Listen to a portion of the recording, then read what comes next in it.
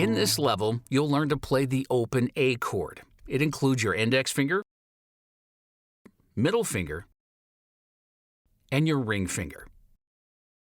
To grab this chord, you put your index finger on the 2nd fret of the D string, your middle finger on the 2nd fret of the G string, and your ring finger on the 2nd fret of the B string. So, counting from the thinnest string, your index finger goes on the 2nd fret of the 4th string, your middle finger goes on the 2nd fret of the 3rd string, and your ring finger goes on the 2nd fret of the 2nd string. To play the open A, you strum all strings except the thickest one. So start the strum from the 5th string.